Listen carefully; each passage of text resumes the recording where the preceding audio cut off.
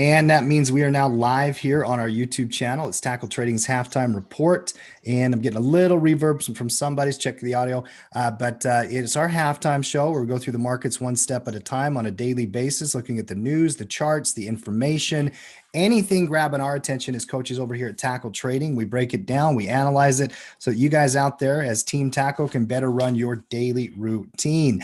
Today's show, it's a light day in the market. There's dojis across the board on most of the indexes. There's some interesting individual company news, and there's a lot of great setups out there. It has continued to be a stock picker's market. You can find opportunity in different industries and sectors as they're developing, and I don't see any different from that today. But we are hesitating up here near the highs on a light news day from the broad market perspective. I've got Coach Emily here joining us on a Tuesday to break things down from Women in Trading and a coach over at Tackle Trading. Emily, how are you doing today? I am doing wonderful, Tim. Nice to be here. How's everybody doing out there? Great day in the market as always, right? Hey, listen, I like boring days in the market. We've talked about this a lot on the show. I have no problem with dojis, Mark. I mean, dojis for me, it's like, okay, laid back, drink some coffee, chill out, go find the stocks I want to play. I got no issue with that at all. No, listen, a doji for me is like Christmas, and I get a lot of Christmas presents during the course of a year. So, I mean, I love dojis because what dojis do is especially right now after a big run, I think it's very, very healthy for a little calming period, right? You go too fast up in a parabolic manner, man, that's exciting for that day. But, man, I like those nice, steady trends. So give me a couple days off, then resume the trend. I'll be very happy, man. Yeah, yeah. Matt, how are you doing today, sir? Tim, I'm doing absolutely fantastic. I'm excited to be here and hang out with the Queen, Coach M, and Mark and yourself, breaking down a fascinatingly boring day in the market. Mm-hmm. And who won yesterday, Emily or Greg? I believe that was last week, right, Em? Is that right? Did you take on Greg last week for Trade Masters? No, that was Tyler. Not taking on Greg in a couple of weeks, but I think he's due for another beatdown. He's talking too much trash now. Yeah, Nylish, that was. Yeah, a little bit. He's been talking some trash lately. Yeah. But when you're a two-time winner, you're going for a streak. Three's a streak. We know that, right? Three's a streak.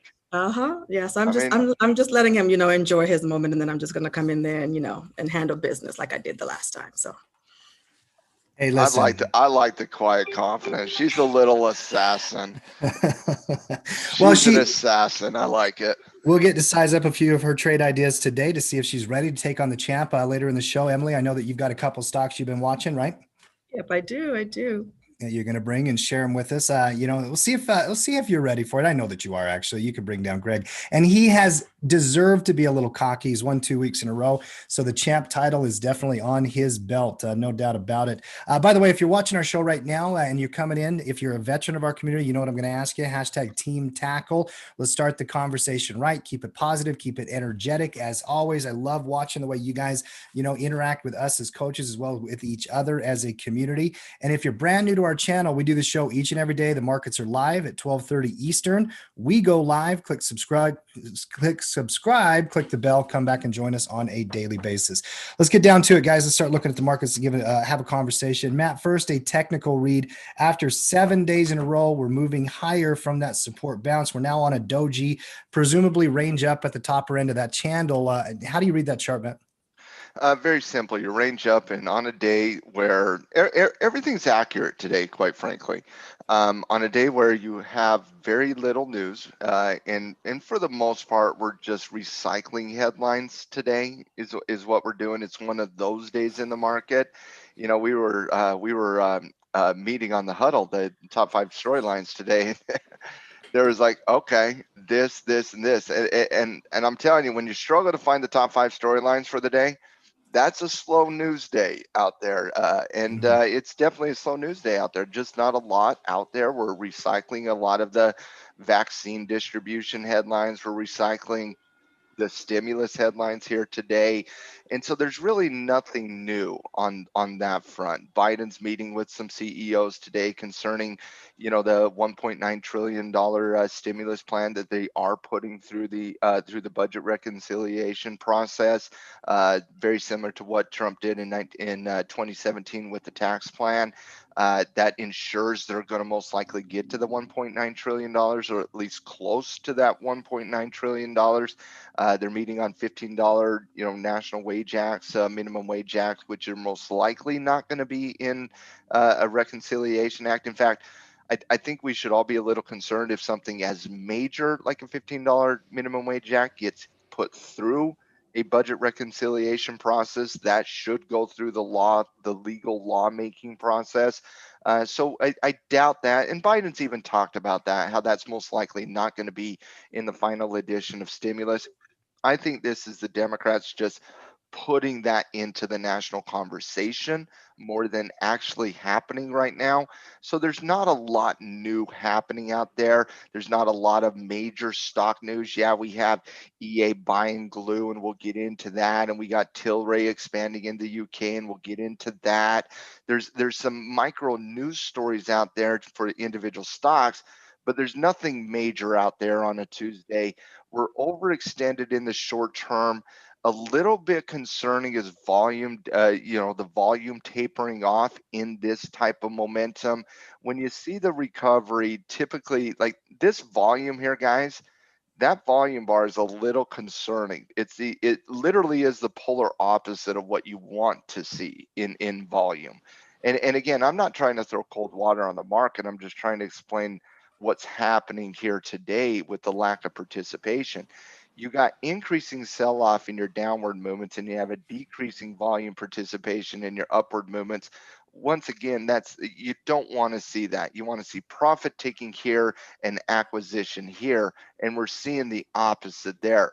And so as you get towards the top end of the chart here after 7 straight days up, and you're getting a little overextended into the breakout, it makes sense on a slow news day. And that's why I said everything's kind of how it should be today. It makes sense with the lack of participation in this upward movement as you start to get into the top end of the channel with a relatively slow news day that you doji. That's, so I just wanted to explain kind of what was happening a little bit, but quite frankly, you're overextended, you've had little participation, and you're really waiting on another thing to drive the market higher. Not sure we're going to get that here today, but again, that just kind of explains the slow price movement here today. Don't expect a lot, but quite frankly, I said this coming into the week. You can't expect another week like you had last week. This week's more about trade management and waiting for trades to set up. And the reason I said that is you take a look at a stock like Microsoft. One of my favorite picks coming into the week on the options report at Tackle Trading last weekend. And you know what? It needs a little time in the cooker, and it's setting up.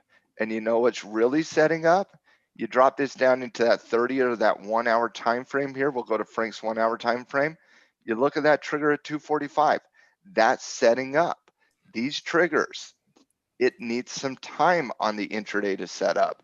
And so it's not surprising seeing the market slow down a little bit this week. That was anticipated by many market participants, including us at Tackle Trading. So we're not surprised by that. Market's performing as it should here today, and we'll see if we can get some positive traction into the market coming into tomorrow or the next day. And if we do, those trades that we were looking at with Apple, Microsoft, and many of those blue chip plays out there that were held back a little bit last week, they're setting up for some potential trades on the back half of this week. Mm-hmm. Marky, obviously we're in a bull market here. We're range up like Matt's talking about. It is a lighter news day. And I love the phrase recycled headlines. It felt like that a lot here today because like the conversation with the CEOs on stimulus, that's just the ongoing conversation about stimulus. Yeah. The Congressional Budget Office report is interesting, but I mean, who knows if that's going to happen. Think about the CEO. Is that really news? No, it's not. That's going to have absolutely nothing to do with the final number that gets passed through it. It's just a way to start building more consensus around this 1.9 trillion. So it doesn't change the probability of getting the plan. It really doesn't even change the overall number. It's just trying to get more popularity for the plan, which is already extremely popular in the national conversation, with polls ranging from 65 to 70% approval for that plan. When you look at the Congressional Budget Office and what they said with the $15 minimum wage act, the CBO came out yesterday and said, okay, we're going to see if we do a $15 minimum wage act, we're going to see a reduction of about 1.4 million jobs in America, and we're going to see about 900,000 people lifted out of poverty if we go to a $15 minimum wage act. Again, that is interesting information, but it's not exactly new information. We've looked at $15 minimum wage acts in the past. We know the numbers of what it lifts out. We know the numbers of the jobs that it would lose. The argument on the jobs it will lose is those jobs are going to be lost anyways. Those jobs are going to be lost through advancements in technology. Those jobs are going to be lost through, not just never coming back from the pandemic. We're going to lose those jobs anyways. And so we've had this argument before. We've seen the numbers. We know where people are on the $15, and it matters not one iota to the completion of the $1.9 trillion, because it's most likely not even going to be in there, and it's just a national conversation. So again, interesting news today, fascinating from a political theater and where you stand on minimum wage and everybody getting involved in that conversation. That's fascinating, but it's not exactly market newsworthy, right? And so a lot of times you see this though in a day where there's nothing happening, we just recycle and add to existing storylines. And again, that's kind of the context for why we're seeing just relatively very small price action today. It doesn't mean we're not having movement in the market. I mean, just take a look at EA, Take-Two Entertainment here today. Take a look at Tilray here today. But but like we've talked about over the last 2 months, this is a general bullish market in a general bullish uptrend with a general bullish philosophy in a stock picker's market. And today is no different than that. Yeah. Mark, how are you approaching these market conditions? Obviously, bull market up at the high. I love the analysis Matt's given here today because it's kind of exactly what the market deserves today, a little doji. What's your read on a day like today?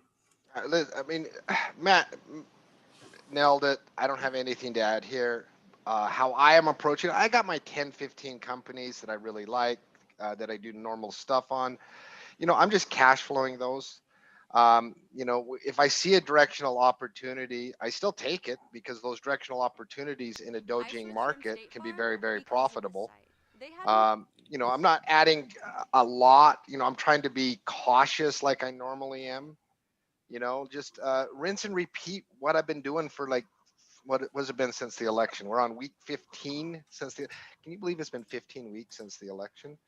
But 15 weeks in this run that we've had since the election, just rinsing again, repeating that. And if support levels, the one thing I'm very curious about is the breakout level.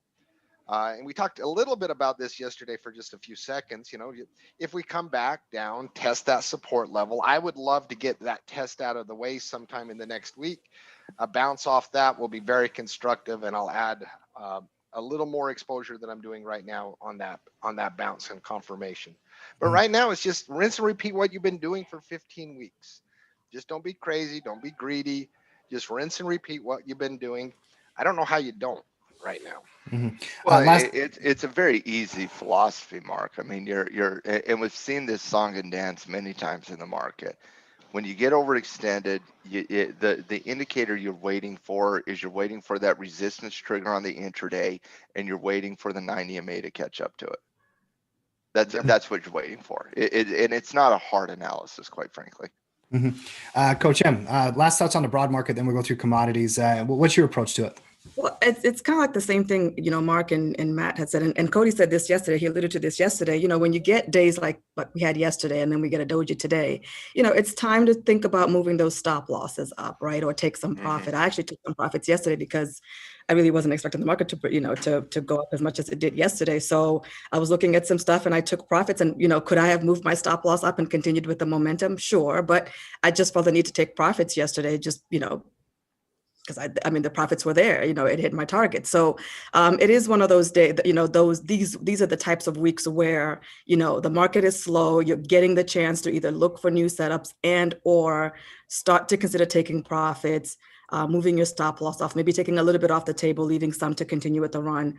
These are the types of weeks that you start to, you know, that you do that, right? And then you wait for the next run up, you wait for the next setup. So like Mark said, you just rinse and repeat, and you just keep doing it over and over again. But I did take profits yesterday. I did for myself. So I was like, yeah. Well, and honestly, I mean, I know when you're talking about you know, locking in profits, you're most likely talking about an individual stock and stuff like that. But when you're looking at this on the marketplace, you can see the same philosophy, right? You can look at it, the overextended nature on the daily chart. But when you're looking at the momentum on the intraday chart here, you see, you know, real good momentum on Thursday, pretty decent momentum on Friday. But then coming into the weekend and coming into, you know, Monday's open, and then obviously what's happening here, pop, consolidate, pop, consolidate. So you're coming out of an environment Thursday and Friday where you had a really good trending market punching up. You know, you start to see a little bit of weakness at the top here on Friday. Coming into this week, it's very simple: pop, consolidate, pop, consolidate, and in the pops, that momentum is shifting. And so you're starting to see the visual identification of that slowing momentum here. And when you're looking, and when you couple that slowing momentum, and again, we're just looking at this from a pure technical perspective here, when you couple that slowing momentum on the intraday at the top range of the chart, following this type of expansion, that is the market signaling to you that this movement is over. That this movement is over, and that what you're waiting for is for it to reestablish its pattern. The trend's intact. The trend's intact by bullish and pivot confirmation and all of that. You're just waiting for the pattern to reestablish itself. And as the pattern reestablishes itself, you're looking at that top end of resistance on the intraday. You're looking at that bottom on the intraday. Let's come back to the 30-minute chart here. You're looking for these levels here that formed as a support level on the intraday to hold. So you want these levels to hold, at least from 38.80 on. You want those levels to hold as it forms that next breakout potential. And that obviously could happen later today, could happen tomorrow, could happen the next day. Nobody knows exactly what the future holds. You just look at it from a technical perspective today and you say, okay, what do I need for this to set up again? And for me, I need a couple days in the cooker, and for the market to play a little defense at the higher elevation.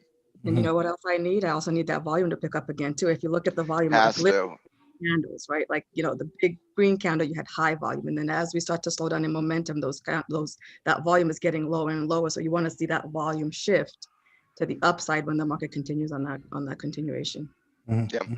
Yeah, and by the way, most of the indexes all look very, very similar, except for the Russell, which continues its dominance. I do just want to get your read here. I mean, it's like it's one A, and the rest of them are like two, 4. Yeah, the Dow's way behind, but yeah. Anyway, wait. I thought we stopped analyzing Dow last week as an index. No, I kid.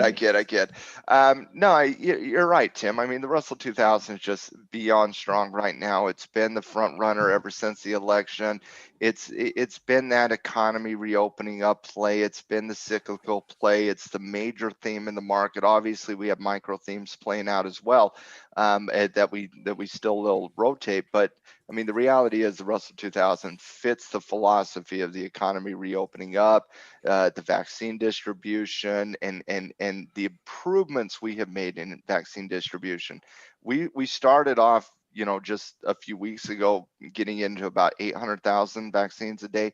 We're upwards around 1.3, 1.4 million a day, and that's improving every single day. And again, we need to get above that 2 million threshold before we start seeing a real impact on what we're all going through. But you got to give credit where credit's due, and right now that they are seeing advancements on the vaccine distribution, and so it's fitting that the Russell 2000 has been that index, because again, the entire theme since Biden has taken over is basically getting that cyclical area of the market, getting that picked up, and we've seen that play out in the stock market at least. Obviously, the real economy is going to lag the stock market tremendously here. I mean, that goes without saying. But at least from the stock market's perspective, they bought into that theme, and they haven't shown weakness in that theme, quite frankly. Let's flash through commodities real quick here. And Mark, I want to get you in here on this analysis for crude oil, gold, and the rest. Crude first, Matt. Crude's had an incredible run. It continues to have an incredible run. It's now been up 7 days in a row, highest prices in 13 months. Mark, what's your current read on crude, and what are the sewing circles saying about crude light right now? Listen, people are very froggy about mid 60s this year. At this point, I'd be surprised if we don't hit mid 60s at some point. I think it would take, COVID mutation scaring the markets. Haven't they tried that though, Mark? I mean, with all the variants, and I mean, last night I'm just throwing it out there, speculating. No, I get it, but like last night, I'm watching CNN and I'm watching a report on the one of the variants. I believe it's the South African strain. Mm-hmm. And man, oh man, the fear mongering on that was impressive. Like, it was really impressive about, listen, if we don't get a handle on this, we're going to be repeating what we went through in the winter, and we're going to have 5,000 deaths a day, and we're going to get to 1 million deaths. And it's just like, okay, we get it. We're a year into this. It's scary. That's the worst case imaginable. Okay, I get it. So yeah, I'm with you that if we do get something like that, but aren't we already getting something like that and it's not impacting the market yet? I'm so sick of the news. I mean, we have 3 variants in the US right now, and the market hasn't, like, until the belief in the vaccine not working erodes, like, these strains aren't going to impact the market. Especially given the fact that we had less deaths today than we did, I believe, since November 20th. Yeah, I saw ICUs were at the lowest. Maybe it was the ICUs or something. So yeah, I get all that variant and the COVID and whatnot, but isn't crude and the Russell going to run as long as that theme's intact? Yes, The economy reopening up theme. Yes, it is. And I don't believe that illusion is going to get busted as long as you're talking about $1.9 trillion. I mean, guys, I know time flies, but it was just a week ago where we were wondering and speculating whether Biden was going to get $1.1 trillion. And now it's almost guaranteed that he's going to get his number. I don't know. No, I get it. I mean, listen, most likely crude is on a nice steady path with periods of consolidation and then little breakouts. I definitely think mid 60s are in play, and mid 60s bring you into some historical resistance levels, and probably going to take a pretty hard break there. Yeah. But for energy companies, I mean, as long as crude bounces between 55 and 65 like it did all throughout 2019, that was a beautiful consolidation trend that you could play several times. Crude companies are going to get healthy again. And there's something about energy companies, I think, in the analysis, they did a masterful job of having to cut costs. Because remember, a lot of them were on the brink of existence. People were talking about, I mean, you heard, is ExxonMobil going to go bankrupt?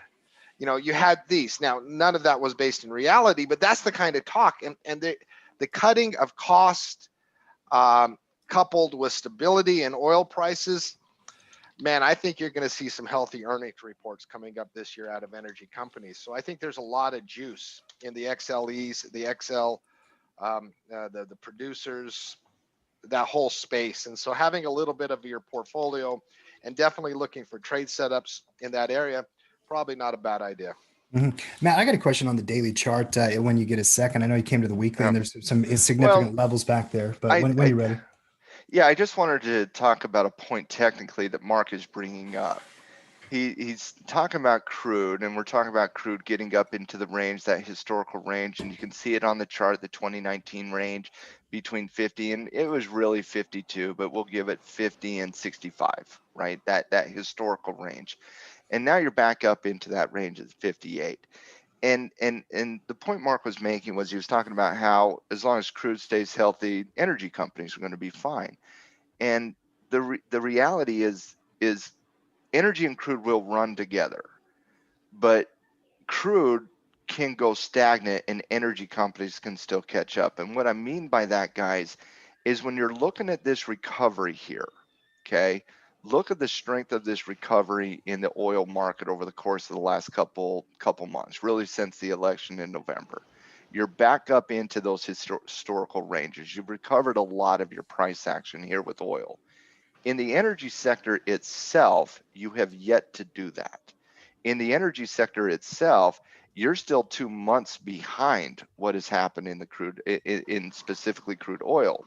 And we all know that at certain price thresholds on crude, we know energy companies are profitable in that environment. Mhm. And so if crude can get in between the 50 and the 65 zone, consolidate in that wide zone, and it is a very wide zone between 50 and 65. But if it can hold its head above water in that 50 zone and consolidate between 50 and 65, and I do agree with Mark that at this point it does feel like crude wants to tickle those resistance levels, Mhm. right? It's at that point where it's just like it wants it. It wants these red lines up here, a lot of historical resistance area in that. That's what Mark was talking about with the dearth of resistance up here. There's a lot of historical resistance levels up there. But let's say crude consolidates into this range up here. Don't we think that is good for these energy companies? Has to be. Yeah. It has to be good for these energy Absolutely. companies. Has to be good. And so these companies that have been just absolutely destroyed, their entire world vision and worldview was destroyed in the last year. Oil being caught up, we know that is profitable for them. And if it can maintain those levels, yeah, I could see an Exxon Mobil catching up. I could see a Chevron catching up in that environment. And so I do think it's important for crude, even if people do not trade crude. I think it's important to understand this analysis of crude getting into this zone, because anywhere above this zone right here, these companies are profitable. And as long as crude stays above these zones up here, all of a sudden these energy companies that have been just decimated, all of a sudden they got a lot of catch up to do in a profitable environment. I really think you want one directional position trade, not swing trade on Not on an swing energy trade. company. Yeah, it's energy I companies. mean, listen, we've seen when a theme gets going. I mean, look at the small cap chart, right? That thing can chug along and chug along and chug along and chug along. And I don't think it hurts to have a directional. Go find your favorite oil company. Well, and I would have a position trade on energy. And quite frankly, you couple that analysis with, okay, oil's recovered, it's going to be profitable with the energy, with the, not all energy companies, but specifically those drillers out there. And then you couple that with your technical read here at 45, and you say, okay, with the strength in oil, that's fantastic. If you haven't been playing, I know a lot of tackle's been playing in the energy field. We've had a lot of it on our reports in recent history, but now you're looking at this 45 handle and you're saying, okay, we love the strength in crude. We know that's going to be a positive thing for energy companies moving forward. And you couple that with the technical read here on a breakout of 45, and it's go time. Mm-hmm. Yeah. And there's a lot of good charts setting up in that space, obviously, like we talked about. I love the analysis here. I had one simple question on that daily chart, Matt, if you can go back to it, just, because I do think position trading has been great for energy stocks, but crude oil has got an interesting little pattern that's been developing on the daily where it runs for about 8 days in a pay range and then it consolidates. Do you feel like that pattern, because I'm seeing that throughout this trend from November, good little stretches to the upside, then it will consolidate for a week or two, stretches, consolidate. That feels like where we are right now. We need a consolidation probably. I mean, it can continue, of course, but. And yeah, I see it as well, T. I mean, you run, you consolidate. You run, we don't know about the consolidation. You break, you run, you consolidate. You run, you consolidate. Yeah, I mean, that pattern has been legit, and that's obviously the pattern you're going to be looking for. But when you get overextend like that, I mean, we could see 3 or 4 different patterns develop here. Sure. Yep. And so, yeah, the history does suggest wait for a high base, wait for some consolidation, and play the breakout. Mm-hmm. That's what the history suggests.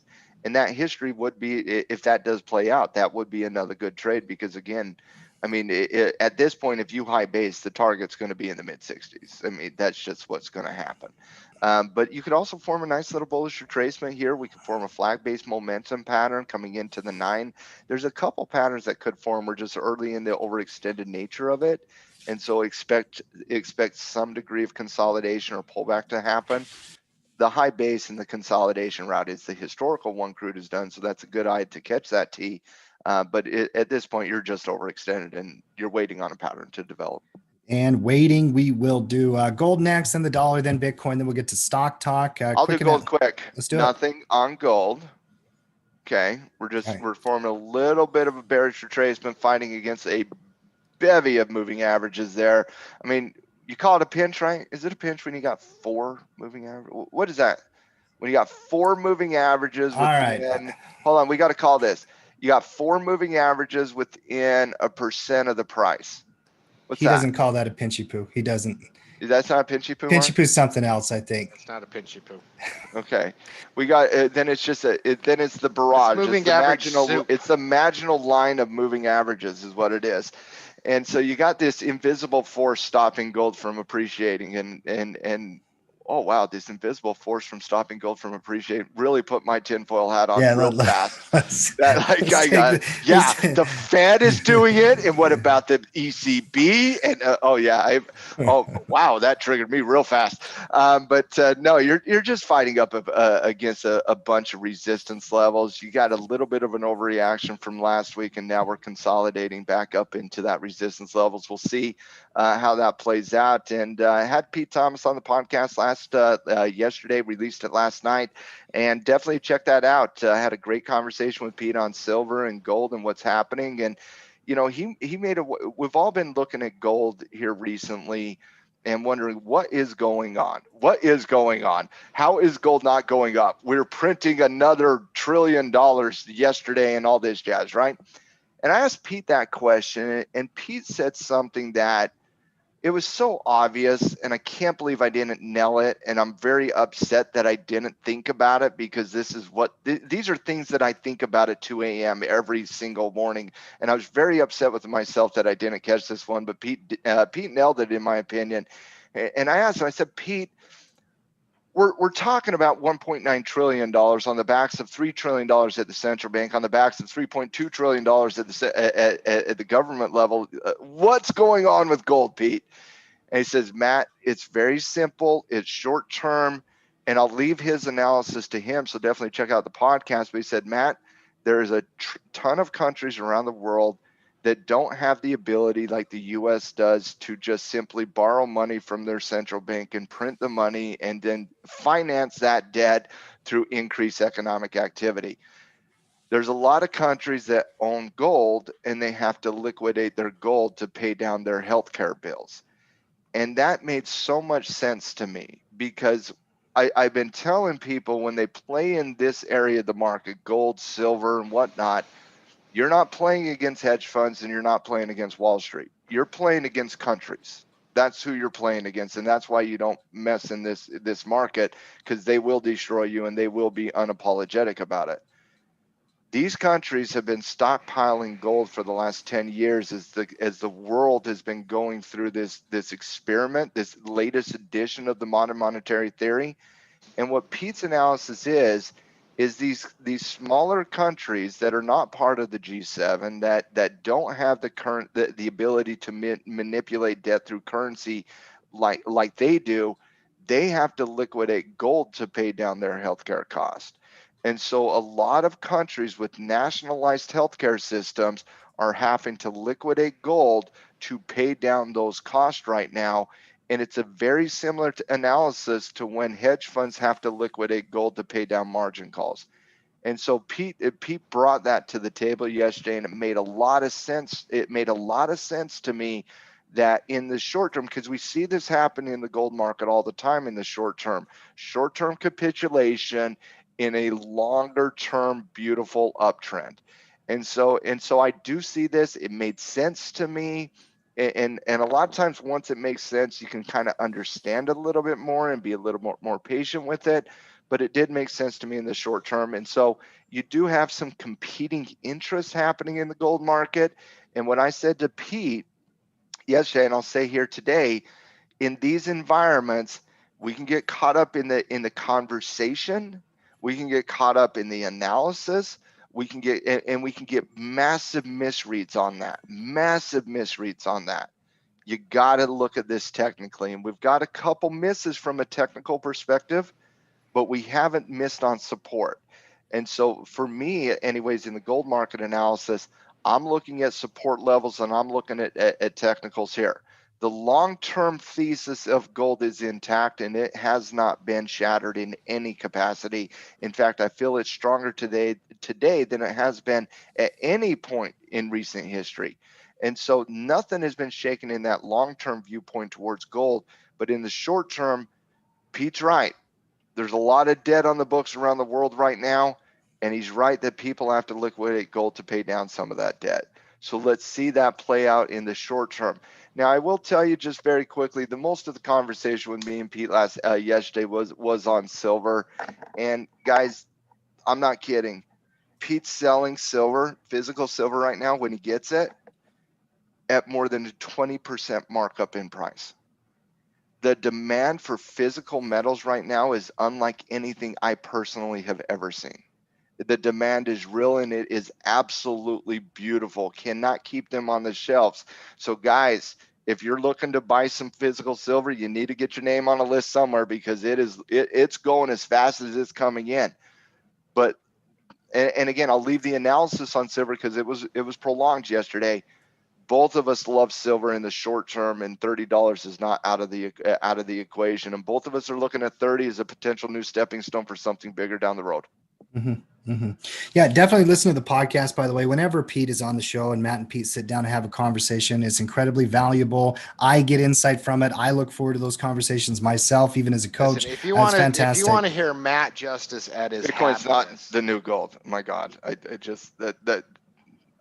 Okay, Boomer. But if you want to hear Matt Justice at his happiness, listen to him talk to Pete. It is seriously, I delighted hearing my brother. I mean, it is the happiest Matt talking with Pete about precious metals. It's just good times. Pete's a dude's dude. I get down with Pete. He is a dude's dude, no doubt about it. By the way, gold, looking like it's coming back up into the consolidation silver holding here. But one thing that may help it, Matt, is the U.S. dollar starting to sell off a little bit here. UUP first, then Bitcoin. We're seeing a little bit of a movement back down. Just give Janet her chance. She'll get this dollar going in the right direction, guys. Just give her an opportunity. Janet knows one direction. She's a real big fan of that band, One Direction. She knows one direction for the dollar, and it is down. It is down, down, down. So give her a second.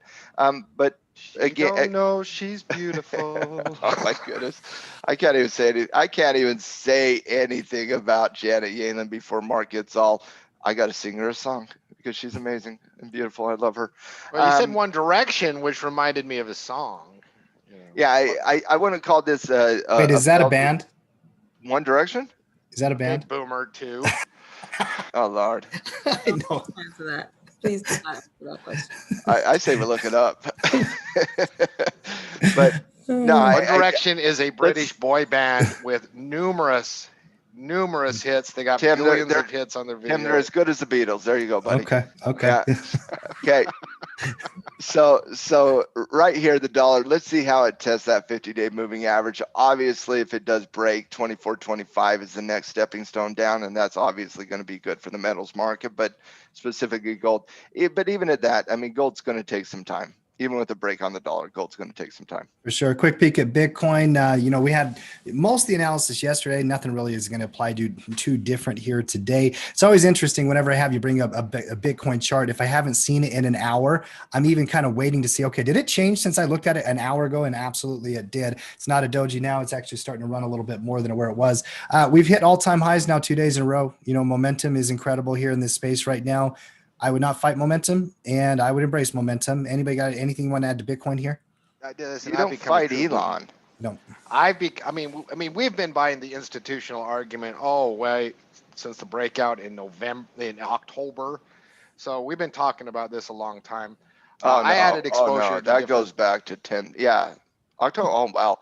I was thinking October. I was thinking 10,000. I was like, no, that's got to be the last summer. It was like last week. So you're right, Mark. You're accurate. I added exposure to different Bitcoin products yesterday on the breakout. If we get pullbacks, I'll add exposure. If we get consolidations, I'm going to let the technicals tell me when to add exposure. Listen, I'm as close to all in on believing in Bitcoin and the institutional adoption. And it's not just institutional, it's the adoption, because, the company, this thing's real. The chart's still going to be wild, right? Because it's Bitcoin, so you're going to have wild swings. But what was your Bitcoin prediction, Matt, by the end of the year? I can't remember from the prediction podcast. Was it 50K? I said 50,000 back down to 20,000. I just thought my entire prediction was I thought Bitcoin would ring 50,000. Emily, that's all it was. I don't know what was the high prediction. She is set up right now to win a Volcker. I called 50. Ew, I called 50. I called 50 first. Listen, it's your final February. prediction. We're both Emily wrong. had the highest final prediction on Bitcoin. There's a lot left in this story here. Yeah, we're fighting about who's going to be the least wrong here. I mean, I mean it's real. You got to love the breakout of 40,000. Like I said, that breakout happened very, very, very quickly. But if you buy into the institutional argument that Mark's been obviously bought into for 6 months here, that's just going to extend that. I don't think Bitcoin's the next reserve currency of the world, guys. I don't think that's ever going to happen. So, but the institutional argument, it's definitely bullish for Bitcoin. Mm-hmm. Yeah, no, it's been there for a while and it continues to be bullish here today. Let's do stock talk here, guys. Let's get into some individual corporate news that we're finding that we feel is important. We're going to break it down one step at a time. If you're watching our show right now, appreciate you guys. Hashtag Team Tackle. And I've not done this in a couple weeks. And so I'm going to ask you guys for a favor real quick. Just type in where you're watching the show right now. I'm in Salt Lake City, Utah. We've got a global audience. One question on Bitcoin for somebody like Mark, technically. Sure. Do you have any concern, Mark, that these upward moves are taking minutes and everything else is consolidating? Like, this is a tough tradable instrument, guys. I know it's going up, but let's not act like this is easy.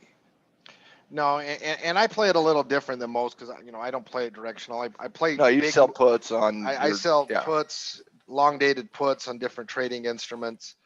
So I play it a little bit differently. But day traders can catch those breaks. I mean, the news on Monday, no. Okay, I get it. Day traders that were up at 4:30 my time in the morning, and day traders that were up at, I get it, but I don't day trade it. I'm with you. I do position trading on this with the things I do because the swings. Listen, when I believe in something like a theme, in a company, in a theme, whatever it is I believe in. Mm-hmm. Position trading just makes it so much easier because I'm not going to analyze the day-to-day price action unless it is a major movement like a breakout like you had. Well, I mean, there was a great swing trade above 40,000 that I believe got blown out of the water because of how quick it happened and what time frame it happened at, and then it's not. If anybody caught that $40,000 breakout on a swing trade, you guys are awesome. Congratulations. Mm-hmm. Yeah, I agree. There's a reason why HODL was originally a thing. A lot of people who play the Bitcoin markets or whatnot, they dollar cost in, they build positions around it. They're not necessarily trying to capture these short-term trades. I think your skill level in this kind of market to be able to short-term trade, you've got to have a pretty good swing trading skill set. You got to know your rules. You got to know your execution. The whole HODL thing, the hold the door thing, listen, how's that going on AMC and GameStop? I get it. I get it, but I mean, Bitcoin was a great swing trade throughout all of this, and I'm just talking about this breakout. I don't want to be like Bitcoin's a terrible swing trading instrument. I don't believe that. I believe Bitcoin could be a wonderful swing trading asset class. It's just literally all I'm talking about is the breakout. That is it. Listen, I'm a believer. Now it's just finding opportunities. In technical analysis, there will be opportunities again. Well, I mean, Jim Cramer bought in November. He announced that today. Did he? He Well, did. He said, I see it as an alternative to the dollar, and you get paid nothing on the dollar, and you get paid something on Bitcoin. That's interesting. Yeah. No, a lot of people are obviously moving towards that. The trend here over the last several months has been incredible. I love how he didn't admit that until it's now at 50,000. He's like, I'm going to keep that under the rug in case this one goes wrong.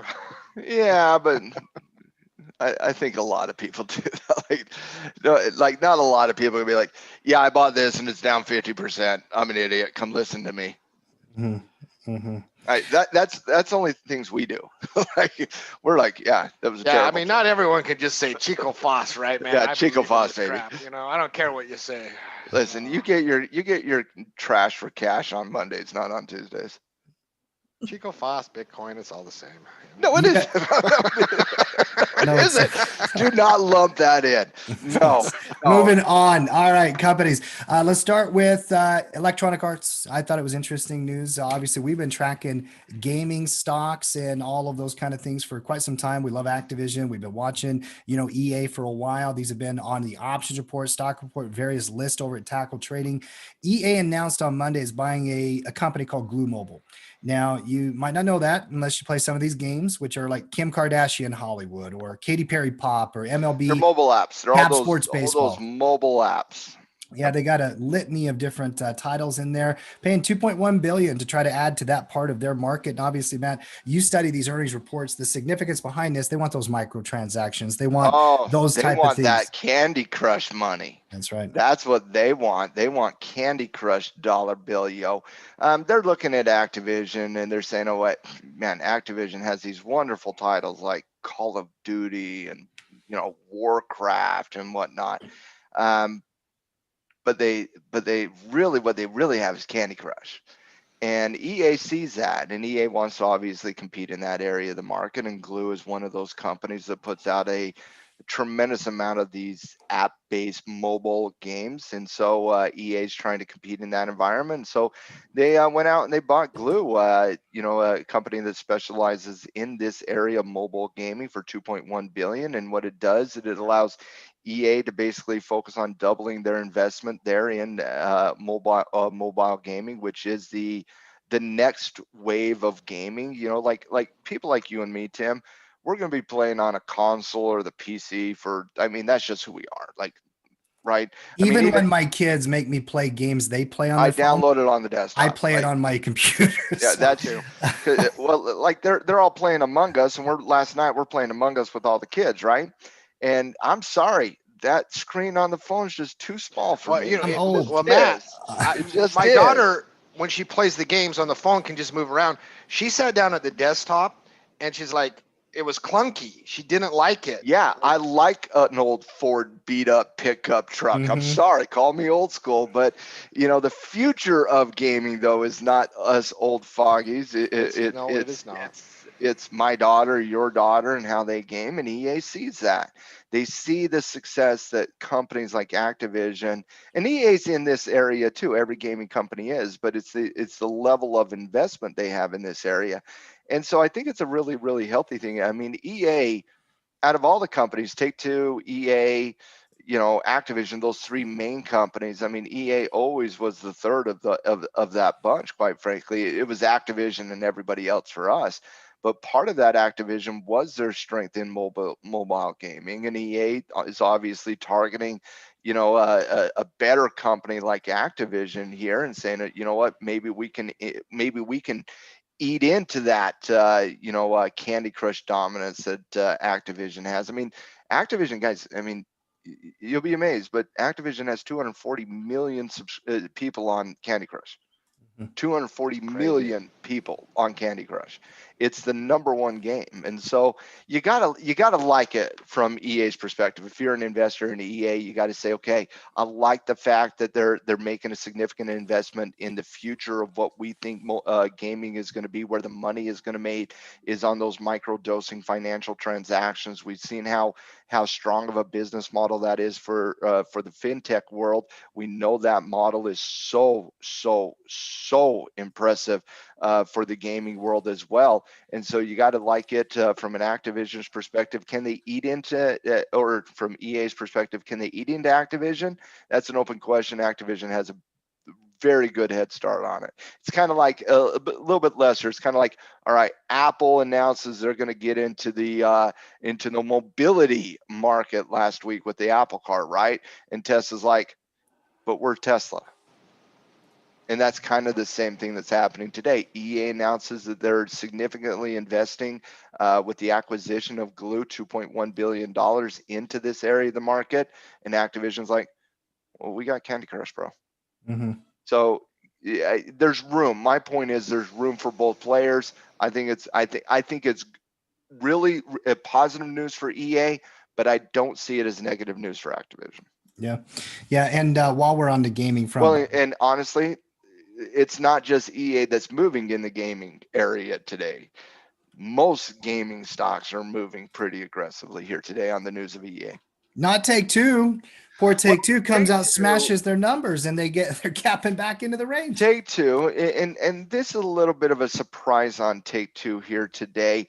And you know, Tim, that was a good little transition here to Take-Two because we're on gaming, and Take-Two did announce earnings here today. And Tim, they smashed it out of the park. I mean, just absolute home run on their raw numbers. And again, that's kind of what you see a little bit of times on their raw numbers. And then it's always about the future, bro. We know it's always about the future, so you can't discount what those future expectations are. But again, you know, we had EA and Activision last week. EA missed, Activision nailed it. Especially on the guidance. EA nailed it on the guidance. They're not EA, but Activision nailed it on the guidance. EA missed. But what Activision nailed it on was on guidance, not on raw numbers. Take-Two nailed the raw numbers here. Just an absolute blowout report here out of Take-Two. They came out at 157 EPS and 96 expectation. A very, very, very good beat on EPS numbers. Revenue numbers came in very impressive as well. They represented a 7.4% increase year over year, but it was really their guidance. So a hit on raw numbers, both in terms of revenue and EPS. But their guidance, they did the Activision as well. They saw a massive increase in EPS guidance. They went from 42 cents to a range of 88 by 98 cents. That is a massive, massive improvement on guidance. And so you had a beat on EPS, you had a beat on revenue, and you had a really, really, really good increase on guidance. And Take-Two is down on that day. This is a little bit of a surprise, to be honest with you, because these numbers in this marketplace get absolutely gobbled up all the time. Beat and an increase. Wow. That gets gobbled up. That's a triple whammy there. Why did it sell off? All right. There was one negative thing in the report that they hinted towards future problems in the supply side. And we've seen that a little bit on supply side of not being able to get this the technology you need to build the things that you want to build. And so we've seen that a little bit. That was a slight warning to me. And there was a little bit of concern over visibility of products. And I get that criticism as well. But to me, these numbers far outweigh those two slight concerns. To me, this is a miss. This is a miss on the market's perspective, not a miss on Take-Two's perspective. Reassess that breakout at 210. I know it triggered above the day before. Don't care about the front running. This is a number that gets bought up, an overreaction to the downside on some concern. Let it reestablish itself. A breakout at 210 still. I know we got some distance and we got some time here, but I would still have Take Two on the watch list from an active trader if you're not already involved in Activision. If you're involved in acquisition, you just need to know what's going on with Take Two, because that's important to understand the industry that you're playing in. But if you're not involved in Activision, that trade above 210 on Take Two is it's inside, and it could be a good breakout. Yeah, I mean, only one little thing to add. That's a clean bounce off the 50-day. I mean, that's always, to me, shows there's no real fear. They come down to the penny, algos bite up. There's no real fear there. Well, and there shouldn't be any real fear in Take Two after an earnings report that they just reported. And this isn't, yeah, it got front run a little bit over the last week and a half, and that 2-day breakout was a little bit of front running. But over the course of the last couple months, it's just been consolidating. You can't have the opinion this is overextended coming into it. I think it wasn't one of those situations where high flyer just doesn't beat as much as you think it need to justify. This is a misread on the market, in my opinion, and it could have been just one of those scenarios where a big time hedge fund or a big time institution is simply using the earnings as an opportunity to liquidate position. Next one I want to talk about here was Tilray. Actually, we're going to move into the medical cannabis area and cannabis in general. Pretty good news out of the stock here in the last little bit. And obviously, we know how important the moves in pot stocks have been for the underbelly in the market here the last couple of months. They've taken off post-election.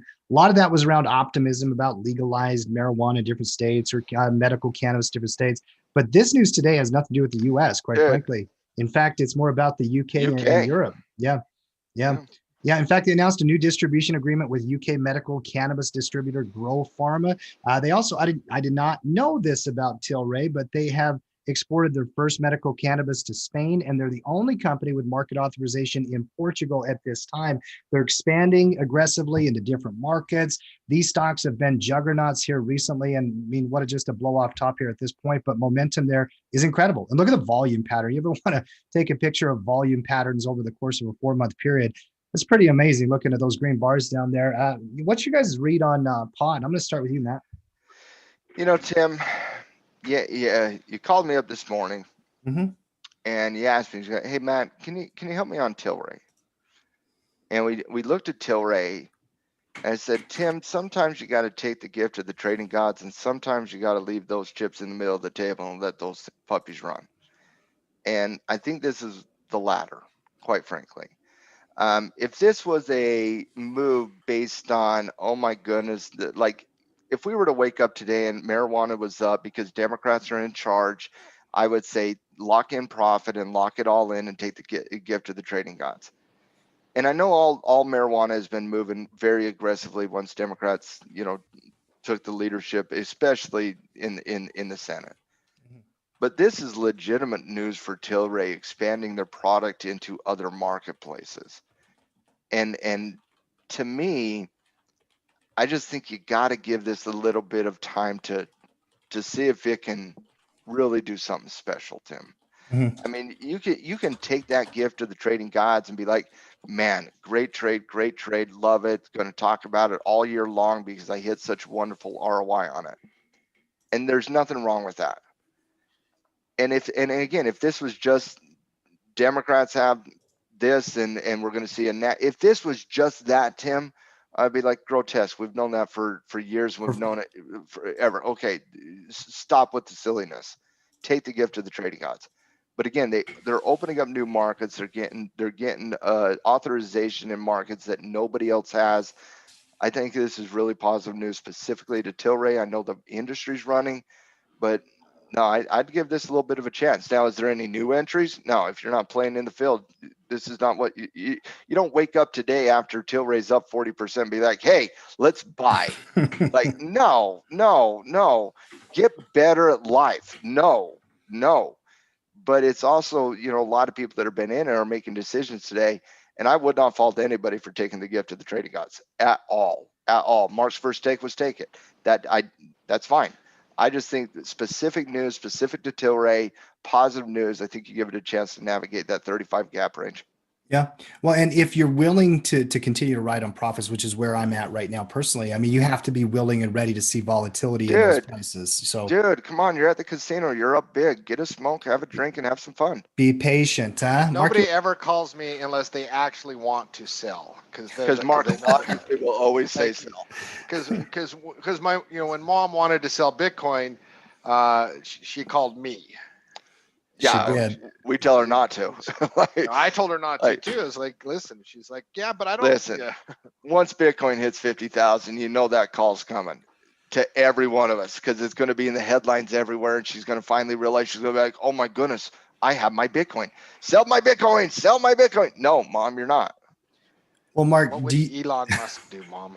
do you want that title? Like we I can. don't We think can she knows who Elon Musk is, but So people give you the ring up if they're looking for the advice to dump. Is that what you're saying? Yeah, because like, listen, like I take profits and then I'm gonna go find something else to have another fun time with. But that's what I always do. This is the part.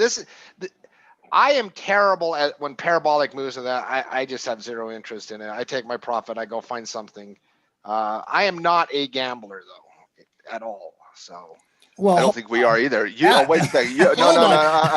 You're not getting away with that. You're not calling us gamblers because we analyze positions and actually take into account price appreciation and don't get scared and run for the hills simply because something goes up. You're not going to be able to call us gamblers simply because you enjoy selling puts.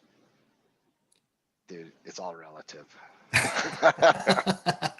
You still have a long-term probability edge and positive equity curve if you hold on to momentum and profits. In fact, some of the wealthiest people on the planet hold on to profits. You can't always take the profit. If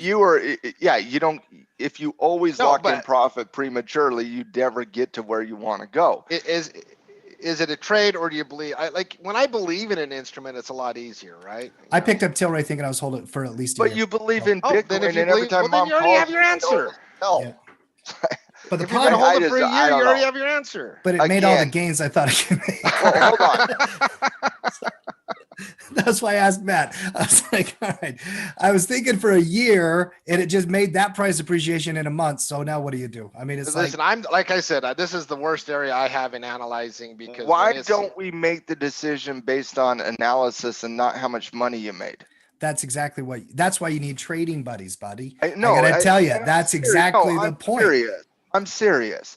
Decisions should always be made on analysis and not how much money you're making or losing. And if you are the individual making decisions based on how much money you're making or losing, you are the degenerate gambler and not the trader. The trader makes decisions based on analysis, and the analysis is simply this. Tilray opened up new markets, has patents and opportunity that other companies do not have. The price movement is legit. Is it overvalued? Yes, it was overvalued upon its birth. That's true. Exactly right. That's exactly right. And my instinct is whenever you have those emotions of the greed or the whatever it is, and you start to think, okay, now I'm not even doing this based on actual analysis right now. That's when I pull somebody else in that I trust, right? So I can have a quick conversation. I still got to make the decisions. I still got to, manage my position based on my rules. But I think that's the whole point of team, quite frankly, and conversation. So pot's been crazy here, and it's been running, and the momentum's here all the way across the board. Tilray is just another example. And I do think it's important. People who believe out there that the pot story is just about the US legalizing it, that's not true. It's not. That's not just what's happening with these companies. I mean, this is a company that's doing business internationally, opening new markets, all kinds of different juice behind those stories, Mark, that we talk about. If it was just that, Tim, it's obvious. You take the gift to the trading gods.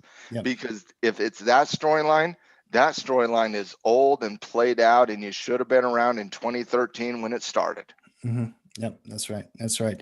I do want to get to a couple of Emily's trades here in just a minute. I got a couple of upgrade downgrades I wanted to go through as well. There was one more news story before we go through that, though. Cleveland Cliffs, CLF, and it was a candidate on this week's report, daily chart, if we can.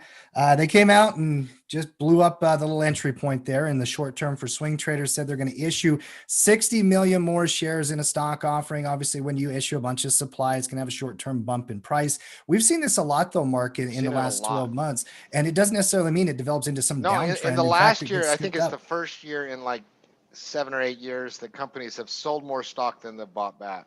So this has been a very common theme, especially in cheaper stocks that have ran up. So Yeah. Yeah. So that's the thing. I mean, if support holds, you still got some analysis here that could be in play for another entry, but it did kind of blow up the entry point for yesterday. I'll tell you that. It was looking very good. Flag-based pattern started to run, then boom, catch the news. It can happen. That that's one of happens in those you swing just trades. chalk up to, hey, listen, Say it's la just vie. bad luck. That's right. That's right. Let's play upgrade, downgrade here, and let's go around the room. I'm going to start with Emily first, and we do this game a couple times a week, maybe sometimes one time a week. I enjoy it. Let's start with Ford Motor here, Matt. Ford, popular stock this year at least. So is GM. A lot of juice behind these, a lot of news stories. Ford caught an upgrade from Argus to a buy from a hold. Emily, you agree on a buy with Ford Motor?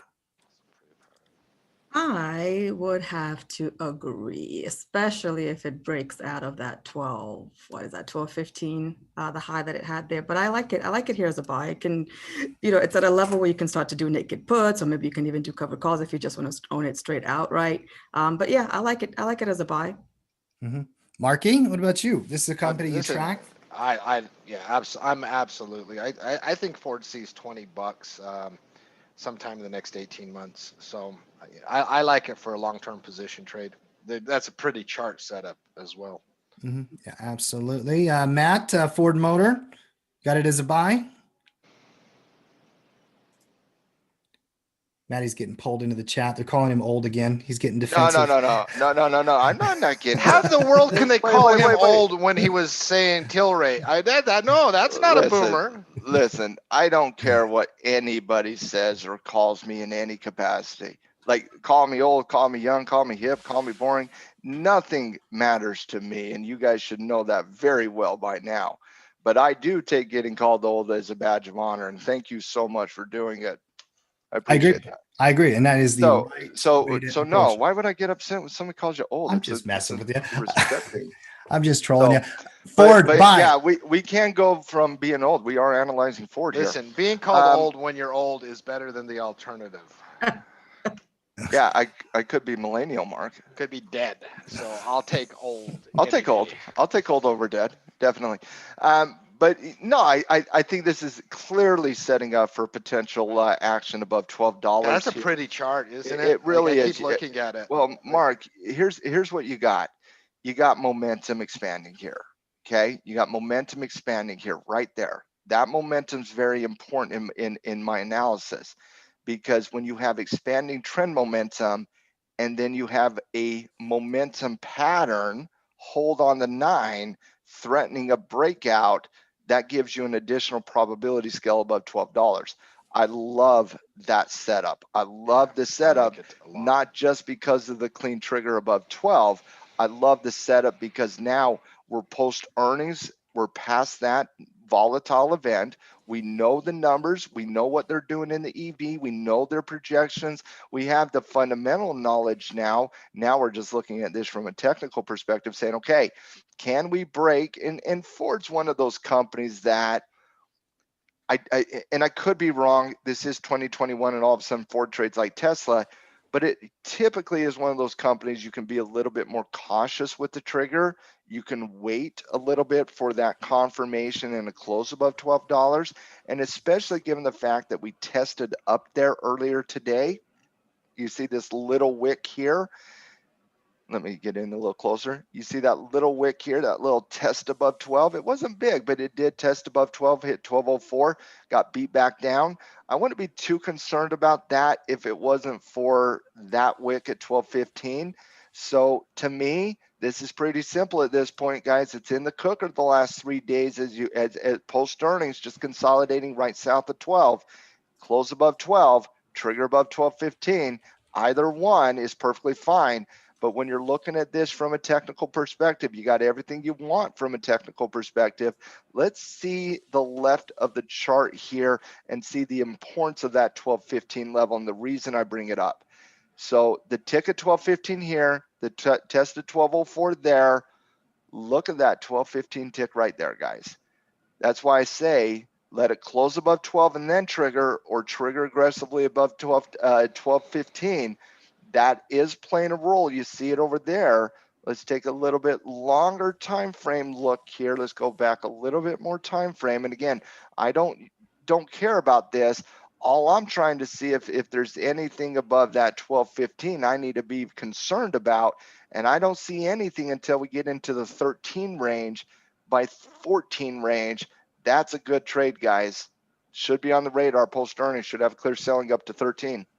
Yeah, and another reason I like this as a long-term position trade, uncovered on this, is I just think that there are just a plethora of headlines. Same analysis would apply to GM, of EV this, EV that. As they get into the EV market, you're going to hear about different vehicles they're doing. They're going to hear about different production.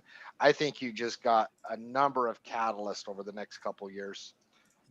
I like it as a long-term position trade. Yeah, it's going to get to the point potentially with all these headlines and all this, hype around EV and all that kind of stuff, where Ford's no longer the stodgy old investment. It's the hip new investment. That word old. Listen, however you want to categorize that, we have a mature audience. However you want to categorize that. So if people want to be going down and throwing out age type things, that's fine. No. Offend a majority of our community, that's fine. By the way, old, new, refresh, reshine, I don't care anymore. Yeah, I've waited my whole life to be 50 years old. I love being 50. Yeah. Actually, that's a very, man, that made me go like all like deep psychological and spiritual, Mark. Mm-hmm. Yeah. I like it. By the way, we're going to continue the conversation on these motor companies tomorrow. GM does report earnings before the bell tomorrow morning, and that will obviously grab our attention as well. And that's obviously one of the major ones this week is GM, and that could impact Ford, no doubt about that. Yep. Let's go to the next one here.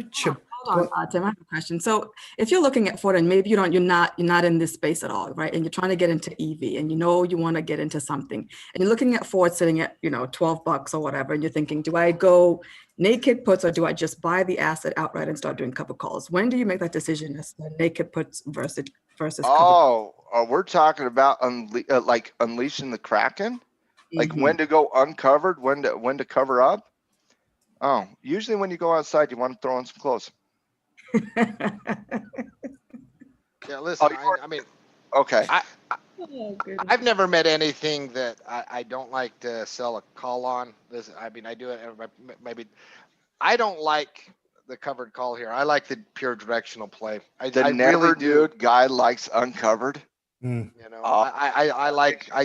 think this is an easy thing. No, I was asking for somebody who's looking to get into this space, right? Do they start out now doing naked puts or just buy the asset because it's cheap? I mean, it's I'd just buy Ford. I think you got the pattern. I think you got the trend and the pattern and the momentum behind it just to buy Ford. Yeah. Now, if it was consolidating and you were looking to cash flow before entry, that's a different philosophy. But I think because of the strength of the trend and the pattern, you take the directional risk and you say, you know what, if I want access to this, I'm getting Ford above 12.15 and I'm just going to ride it. And then when because Ford has prolonged periods of consolidation, prolonged periods of just boring nothing that you can write a lot of covered calls for a very long time in. So I would take the opposite approach is I'd look at equity here. I think the strength of the trend and the pattern and the current momentum behind this area of the market is pretty legitimate and it's been very impressive. So I'd go equity here, but I also wouldn't fault anybody for selling a, $9 put option to cash flow. Mm-hmm. Yeah, I think both can work. And there's some other upgrade downgrades, but I do not want to delay getting to Emily's ideas because she had a couple that she was bringing here today. I like the Ford one, Em. Yeah, Ford looking good. Ford looking good. And we'll break down earnings on GM tomorrow. But Emily, we're going to go right into your segment here for today. And I know that you had brought a couple things that you wanted to show the team and kind of talk about some ideas around a few stocks that you're paying attention to. Is that right? Yeah, I always like, bringing it to the table and just asking you guys, like what play you would take, because we always talk about directional plays and we also talk about theta a lot, right? So it's always one of those like, do you go directional and kind of like what I just asked you guys about Ford, do you go directional and buy the asset or do you, do cash flow? So I've got a couple of stocks that I want you guys to help me assess and let me know whether it should be a bull call or whether we should go bull put. Let's start with Matthew's favorite, Microsoft. I love this setting up. I love the defensive nature of 240. I think you know where my head's at. Delta Yes. V theta, Yeah, right? we're not going to analyze it again because you already did at the beginning of the show. But it's pretty simple. Breakout above 245, right? Yeah. Do we go bull put or do we go bull call? So what I have for a bull put. Okay. And while you're going, I'm going to map them out here. Okay. So what I have for the bull put is if you give me the March monthlies and sell me the 215 and buy me the 205. You want to sell 215 by 205?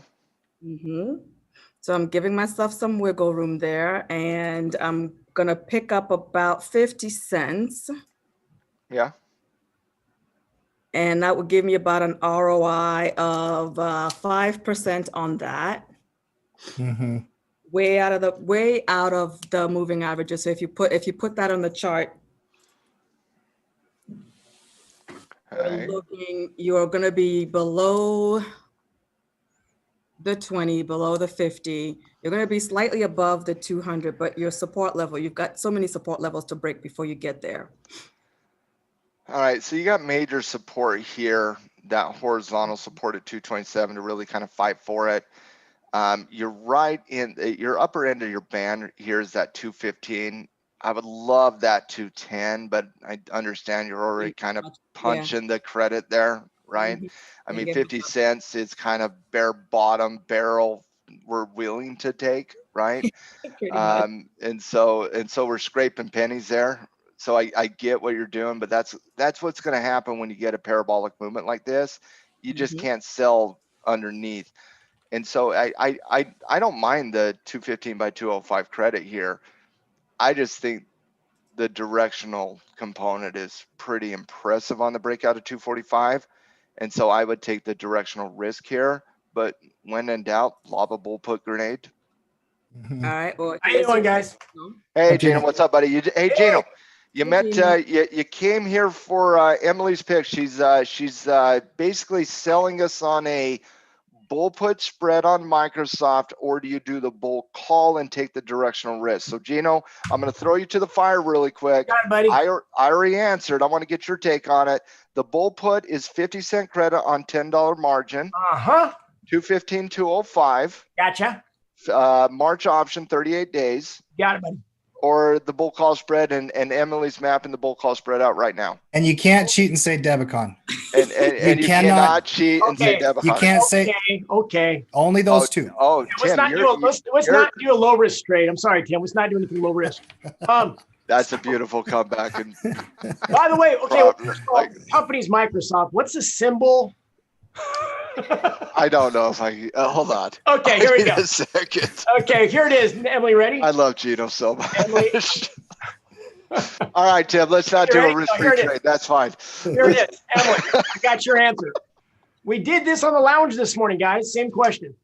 It will be a debit directional trade, not only for the reasons Matt said, parabolic, because if it does pull back, Emily, you're going to see that credit spread turn into a very whopping premium, which you don't want to buy back. And then you're going to have to wait for it to move back up anyway. So looking at the IV as an option trader, we are at an IV rank of 3. These options haven't been that much cheaper. Only 1%, 2 days out of the year have the options been cheaper than this. When the options are cheap, you want to buy them. Just to give you an example. Hey, Gina, let me bring up the IV rank very quickly, okay? You got it, buddy. So just to give you an example, the IV is half the percentage as it was back in August, which means you can buy a call and a put for the same price you could buy just a call a few months ago. So in other words, options are 2 for 1 right now. You want to take advantage when they're cheap. So your debit spread is going to be very cheap and you'll be able to go right at the money. So if this thing does break with liquid options like this, you could even do a market order, take advantage of the directional. We actually did a bull call for 95 cents this morning. Pretty cheap. That's my answer. And I'd like to see that very quickly. what Gino's bringing up, guys, for those of you who are new, and I know this is a little bit of a review for many of the tackle trading community, but implied volatility, i.e. Vega in the option Greeks, is what measures volatility. And its volatility expands, as you saw here, here, here, here, and here. As volatility expands, the value of options get higher. And so when I was talking to the community about, hey, that's bottom barrel credit you're getting for that type of delta. Yeah, bottom barrel. I didn't bring up IV, but that's what I was talking about. Is after earnings, you have a volatility crush. And it's at that point where you start to look to be the more on the debit side of the equation more than on the credit side of the equation, because you're simply, the cost of playing in this game is much cheaper than, say, at a high volatility rate. And guys, for those of you new, GameStop, volatility goes up, the cost goes up. Volatility goes down, the cost goes down. That's how it kind of works. Pete Thomas and myself yesterday, we talked about how margin expands due to volatility as well.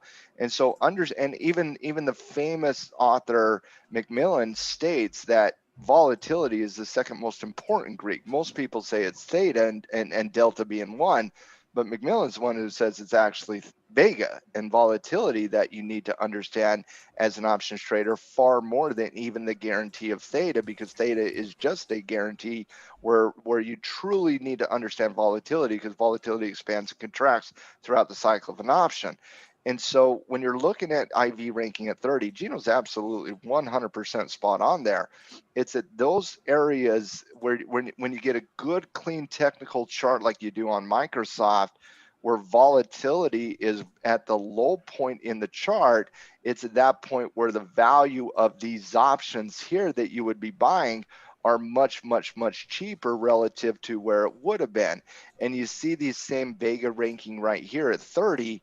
That's a pretty normal number actually for Microsoft. There's a pretty low number for what this market has been in the last year. So with where volatility is, and again, you're going to see that as you start to consolidate up here, especially after earnings. You see that earnings date, guys? Look at volatility after earnings. That happens all the time. That's record low. You get a good technical read here, and I do think we do have a good technical read on Microsoft above 245. You're most likely looking at the debit trade because of the strength of the pattern and the trend, and because of where volatility is. The efficiency of the credit the efficiency of the debit spread is probably the preferred method than the credit spread. Now here's the thing. I love theta trades, so I always search for really good theta trades, and Microsoft being one of them. Sometimes when volatility is high, but what talks you out of it really is when options are on sell. Not only do you want to take advantage of it, you don't want to be burned by it on a credit trade, because if that pulls back and the volatility spikes, you're like, wow, what happened?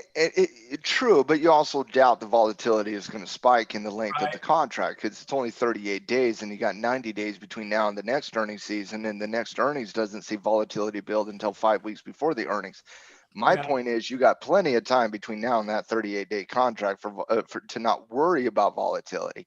I'm not worried about volatility shifting. If volatility shifts, it's going to be based on the market and not based on specifically something that happens in Microsoft, in my opinion. Because of that, you can still do the theta trade. There's nothing wrong with it. Getting 50 cents credit on a $950 margin is perfectly fine in a credit perspective. But I would also say credit traders have been very, very, very spoiled over the course of the last year. And so getting 50 cents, they might be like, 50 cents? I want $2. Yeah, right? You get spoiled. So, yeah. And so especially if you're doing this on the theta research spreadsheet, Microsoft will stand out only in terms of how piss poor of a theta trade it is right now. And so no, I think all things point to the delta side on Microsoft here. No, and I've loved this discussion because it's such a reminder for me, because I've experienced that with so many companies, because I was selling naked puts on Microsoft for months and months, then it dies out. And I think great traders make that transition, right? They're doing one strategy, the parameters, the variables change, and with knowledge they start looking to other strategies to take advantage of the current condition. I thought this last segment was an educational masterpiece. Good, because we're not done. Emily, you got another pick. Oh, Yeah, good. that's right. I'm on the debit side, by the way. So Yeah. absolutely. Kim's on- And again, Right. that's anybody who decides to lob that grenade called a bull put on Microsoft. That's not a bad trade. No, That's it's not a not bad what trade. I'm suggesting. I'm just suggesting it's these times where you probably prefer the debit side of it because of where volatility is. Hey, so question for you. This came in this morning too. Can I do both? Okay, now we're getting into. Don't Can get I do off. a credit and a No, debit? not in the halftime report. We can't. Okay. Not your turn, Gino. It's Emily's, and she's got another pick. All right. All right. My other pick is FCX. This is one of Mark's favorite. Ooh. Okay, if you were in the halftime show a week and a half ago, you also remember Tyler brought this one up after it was down on the 50-day moving average. He So loved that hammer on the he 50. sure did, and He man, did. yeah, I Yeah. didn't. He did. he did. He did. What's the question on this one? So it's the same question. Do we Same go? question. Do we do a theta play or do we do a delta play? Right. So my theta play on this is Mark's favorite strategy to trade, which is the naked put. So give me the March monthlies and give me the 23 strike. I'm trying to get Mark. You're trying to be like Mark. Like, Yeah. you're like, where can I sell where I just can scalp some pennies? Exactly. I'm starting to Listen, think. you I'm see starting to- pennies, I see two Oh, no, McRib mills. Listen, I I'm don't starting say to that think as a Mark's negative, not Mark. approaching Not That's out of- two at all. McRib mills right there. Because Wow. I When's see it putting the you freezer? having a 95% probability of getting those two McRib There meals. you go. There Hey, you go. we go back to the chart. Yeah. Because I like that, because before the breakout at 26, which on that 50, that hammer at the 50 was also the old breakout level. Yeah. Where's that? There's that support level. Where's that support level that existed before that? Is it about 24? Yeah. It's 24. It's south of 24. Yeah, listen, if but you got it's- free margin and want to pick up some pennies, I love it, because once again, at 23 bucks, I would love to take ownership of this. And so it all comes down to margin maintenance, Mhm. right? Like, do you got margin? Are you not doing? Do you just Can we 230 just do bucks one? more. Can we just do one thing? What? Can we sell the 24? I like the 20. Then that's what I wanted to look at. And the only reason I say that is the 23 is in no man's land to a certain extent. And if it gets down there, your risk isn't to 23, in my opinion, your risk is to 18. Mm-hmm. And so if we sell the 24, I know it's a little higher delta. We're going to get more than 2 McRibs. We're going to get 4 McRibs, Mark. So that's really good. No, I for know, you. and that's why I looked at it. I love it. Yeah, I like the 24 better. You have super fan, that that's right. support level at 2380 fighting for you instead of fighting against you. And so I like the naked put here. I don't know if I love it at the top end of the fighting resistance. Maybe I like it a little bit more on a little bit of a $30 bounce here. But I do like the 24 strike here. I do like the support at 24. There's a long-term support there for about a month. And that is 3 McRib meals instead of 2. So before I decide, though, on the delta side, are you thinking equity or are you thinking options here?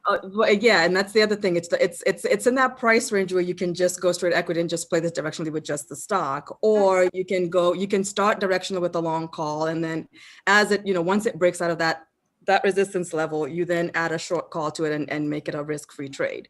So it's at that range where you can kind of go either direction, right? You can just buy the asset and just directionally trade that, or look at those maybe Aprils and buying a long call and just and then adding the short call once it breaks, once you're able to pay for the call with a short call. Mm-hmm, mm-hmm. Then do a risk-free trade. Maddie, give me a quick peek at copper, HG, if you can.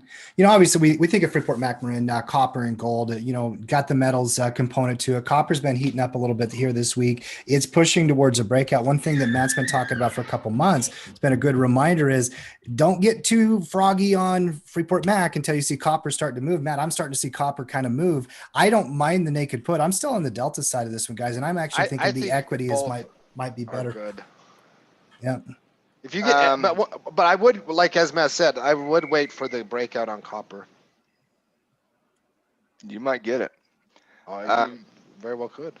I think this is one of those environments where you're like, okay, I like the breakout there on FCX. Just let me look at that HG very quickly. And I'm looking at these both on weekly charts here. High base consolidation, 9 caught up to it. You're kissing the breakout range at 3.7.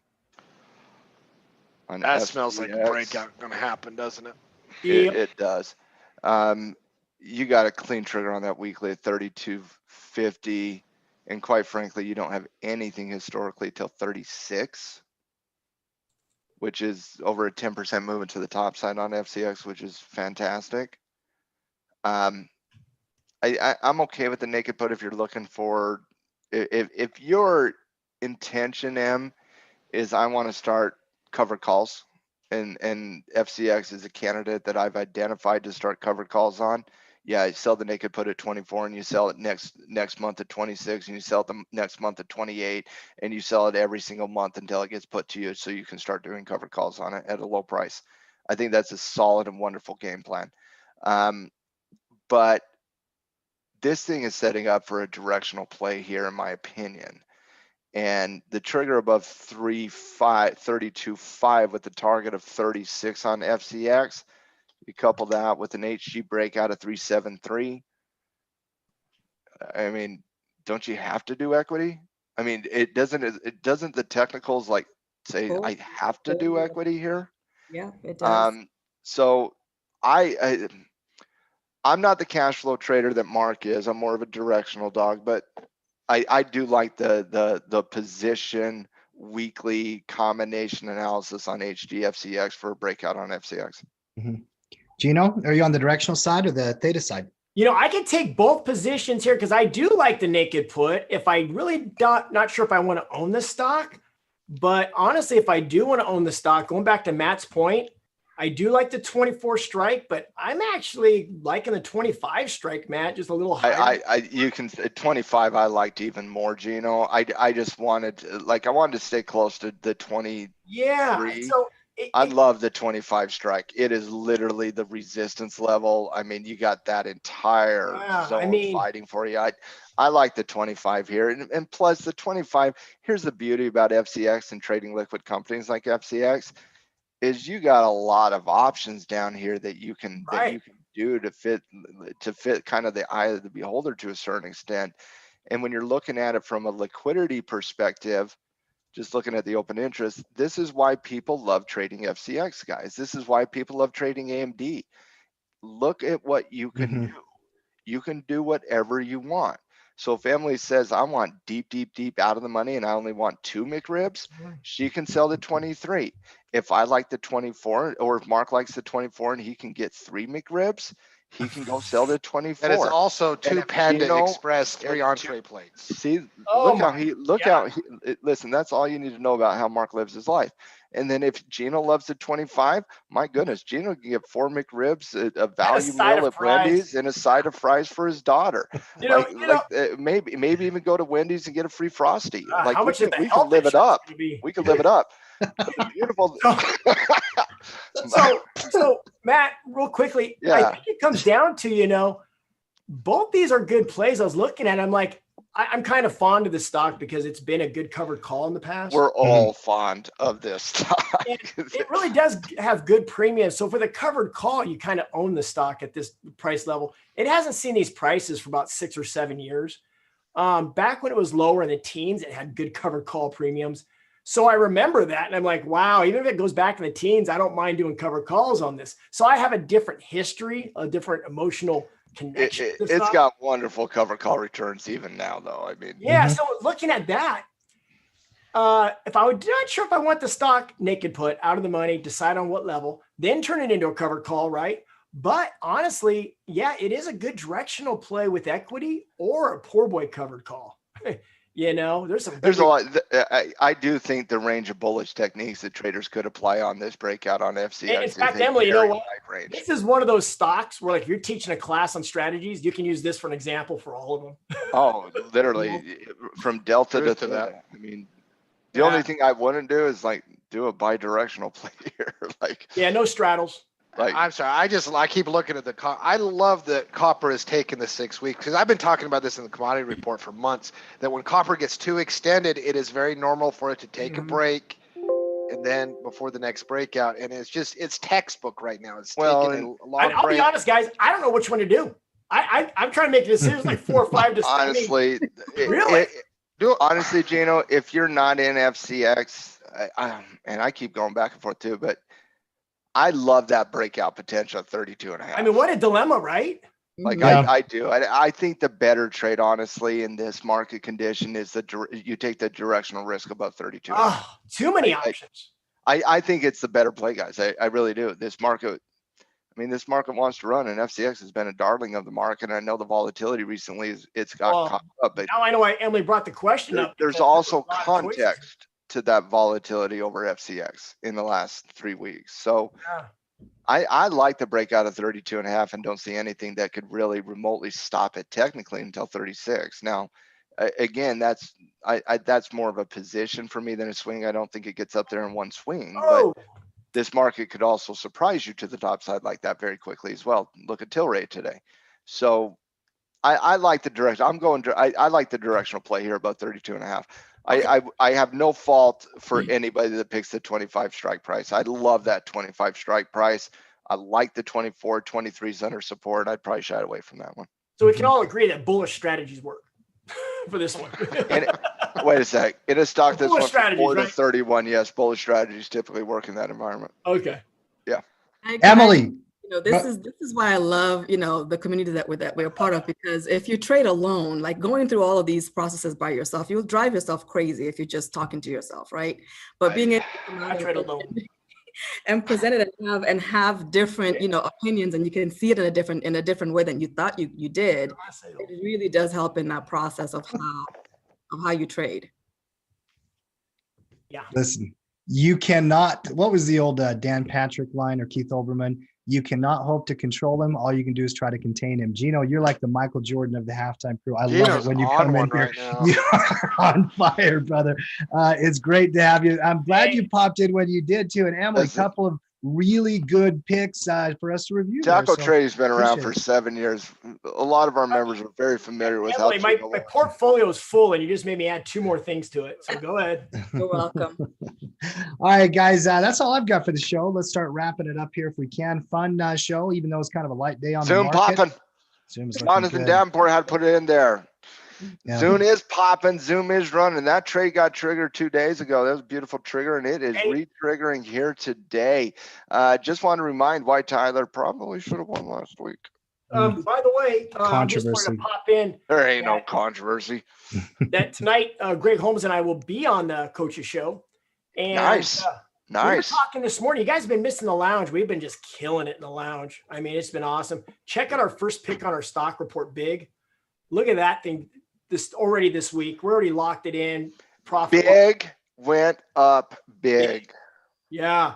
Also, look at my pick for the last 3 weeks, every week and every day. MJ. Matt. We talked pot a little bit earlier today with Tilray. I caught it on the trigger down there, right above the moving average, 3 times in a row. I'm loving it. So, Matt, what do we do? Do we sell it, or what do we do? Let Emily tell me what this.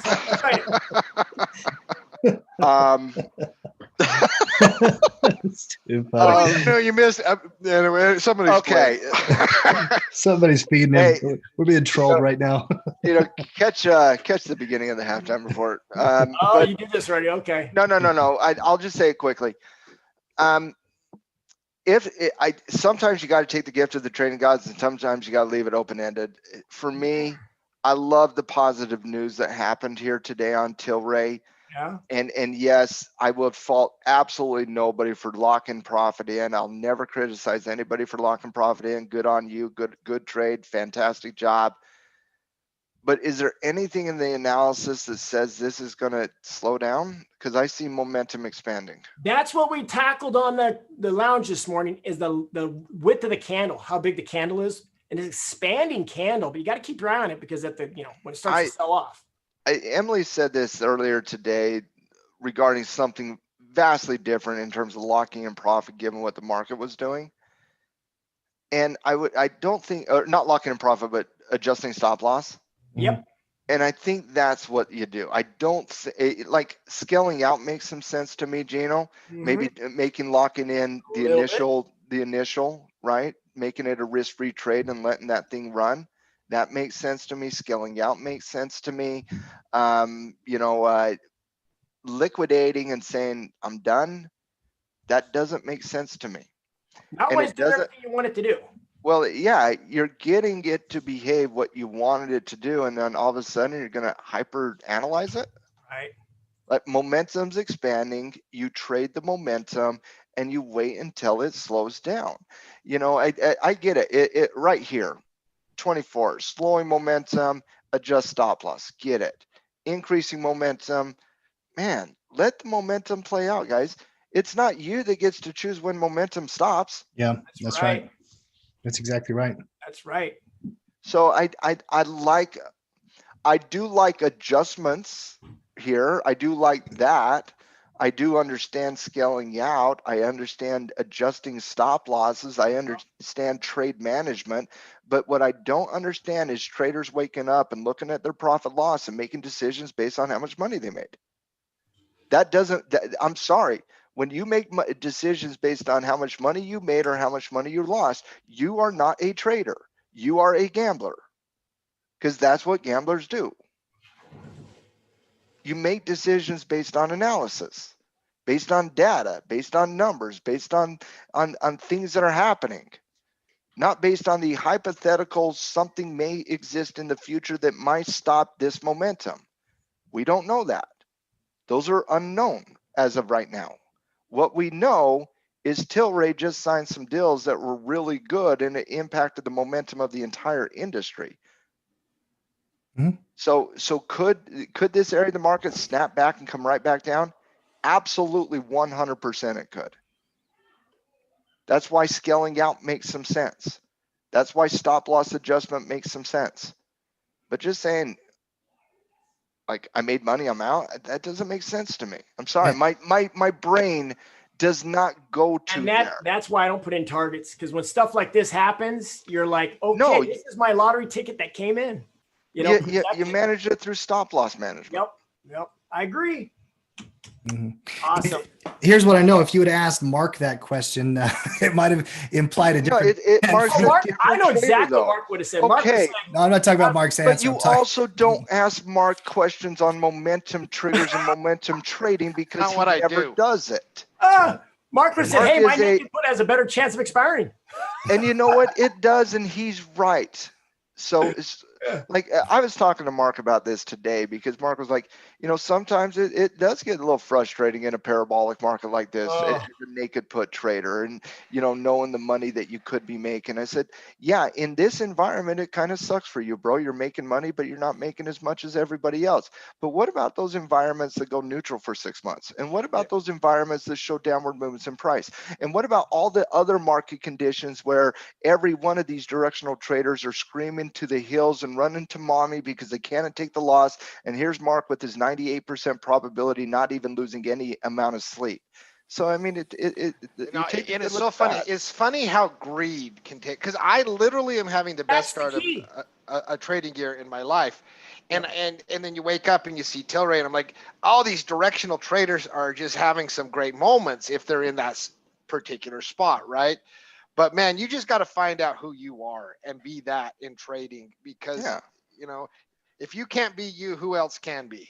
So listen, Mark, you hit a streak earlier in 2020 in the pandemic where you had like 100 straight trades where you didn't take a loss. Yeah, 100 straight trades, guys. He didn't take a loss, not once. Do that as a directional trader. No, you can't. That is impossible. Yep, that's impossible. That is impossible. So yeah, in this environment, yeah, Mark's going to say lock in profit because Mark's selling the naked put at $8 and not worrying about it. His eyes don't gravitate to the top of the chart the same way other traders do. Mm-hmm. His eyes always gravitate towards the deep value areas because he's a Warren Buffett disciple that for some reason has enjoyed the underbelly of the market in the past year. Underbelly of the market. Listen, that's called the McRib. Listen, he picked the lint out. It's true. It does make a lot of sense. Not everything can be Chico Foss. I understand. He's- I understand. But Mark, larger point remains: know who you are, trade it, and enjoy it. You got to know who you are, and that'll be my final thought to you. I mean, and the journey from where you are right now to the eventual who you are as a trader, there's going to be ups and downs, and you figure out who you are. Once you figure out who you are, man, it is a beautiful thing. Even if there are times that you're like, all I'm going to say is this: all those directional traders enjoying this momentum right now, you'll eventually understand why Mark sells naked puts. You'll get there. You'll get there because these market conditions change. It always does. And and how delta traders become theta traders is the fire catches up to them and they burn. And then they start understanding the probability scale of selling out of the money options really fast. are you telling me my $7 naked put on Tilray is going to expire? I think you're good, bro. Are you sure? I think you're good. Isn't it worthless now? He can't buy it back. He can't even get that money for the big rib until another 38 days. I got $20 for that $7. That was 3 McRibs. Dude, by the time that thing expires, it's gonna be off the menu again. That's right. That's right. They keep bringing it back. I though. get it. Yeah. I like listen, nobody's gonna go to some Reddit forum and be like, yeah, man, I just sold a naked put and got 3% ROI until they look at the end of the year results and they're compounding 48% return yearly. I mean, not a good Reddit story. Seriously, I love the way Mark trades. It's not my style, but I absolutely love it. Just don't ask him to analyze a momentum trigger, please. I mean, how many times do we have to get the same answer? By the way, I love this comment from Cuts That Kill. He says, I've got multiple accounts and multiple personalities. Let's go. I love it, Cuts. Let's go. Let's go. You know, that is actually, can you imagine multiple accounts and then you're like, I'm going to be Tim today in this account. I'm going to be Gino today in this other account. Don't go there. If you don't want that one. Everything has earnings, so that account is not being traded at all. We've had the earnings disqualifiers lately, no doubt about it. All right, guys, man, great conversations here. By the way, a lot of great insight. I think we did right by our team out there. If you can handle a Gino popping into the middle of a conversation and let it continue, you can handle the momentum of Mary Jane here. Dude, it's like dancing the tango. You get all tangled up, you just tango on. Listen, sometimes you're dancing the tango and Gino's like, let's waltz it up. Let's go. Yeah, let's waltz it up. You just gotta go with it. That's right. Queen, final thoughts. Great job today. What do you got for the team out there? I mean, it's pretty much what we've said. We said earlier at the beginning of the show. This is the kind of week where you look for those new setups. If once they start to form, start to move up your stop losses as the market is starting to slow down on momentum. Watch for those candles. Watch for the volume, and just happy trading. Enjoy the week. And Mark, I got your final thoughts. Gino, you're on the Coaches Show tonight, 8:30 p.m. Eastern with Coach Greg. If you're a pro member, make sure you come and attend. Matt, why don't you take us out here, my friend? Are we talking about like McRibs don't decompose, Dina? Is that true? McRibs don't decompose? Is that a true sentence? Like margarine. Mark, you've been decomposing some McRibs in that belly of yours for a while. Like, do they These literally are all lies and fabrications? Dina, I need to know if that's true. Like, do MIGs not decompose? If that, like, you shouldn't be eating that, bro. Like at all. Like, I'm sure they do decompose. Are you sure? I don't think they would last. Certain? The barbecue sauce has to make it go rotten at some point, right? What do you know? How do you know what's in that barbecue let's sauce? go leave a McRib in the sun for a month and let Mark eat it and see what happens. I'll bet you it's still there. The bread has to go bad. The bread has to go bad. And bro, truth, most traders do both cash flow and delta strategies. They have a portion of their portfolio designed and allocated for theta and cash flow and compounding, and then they have a percentage designed for delta and directional and speculation. And bro, truth, that just goes back to the standard portfolio design conversations. Traditionally at Wall Street, those are 60, 40, 80, 20 portfolio splits. Traditionally, that would be equity and bond or aggressive versus moderate. Those things are so garbage, but it's kind of the same concept. If you have a 100% pie, what portion of that goes to speculation and delta? What portion of that goes to covered calls and cash flow? What portion of that is long-term versus short-term?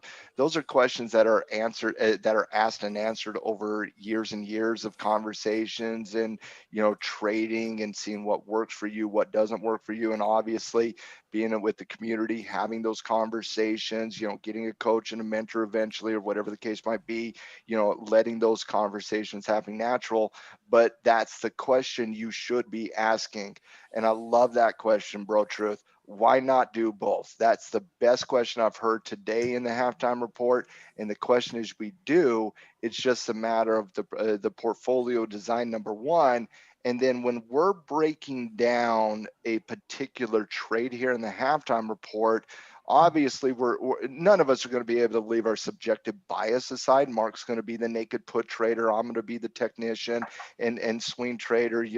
We all have our approaches, but what we like to do is we like to break it down for the community and not just for us. And so what we like to do is take the analysis, both sides of the ledger, because I know we have people in our community that prefer the theta route, and I know we have people in our community that prefer the delta route. So I'd like to take a look at them both, and then obviously have a natural conversation with the coaches here on which one they prefer. But yeah, I mean, you don't want to do them both on the same strategy. You're putting too much goulash on that Thanksgiving meal. You're mixing too much together. But in terms of portfolio design, you certainly have your areas of your portfolio that are dedicated for covered calls, cash flow. For me, that would be tackle 25 type strategies, covered calls. I'm not a big naked put type guy. But in terms of covered calls, cash flow, for Emily, that might be bull puts, bear calls, iron condors. For Gino, that might be a million creative 8-legged, 12-legged, or 28-legged spreads. Whoever knows what Gino's doing.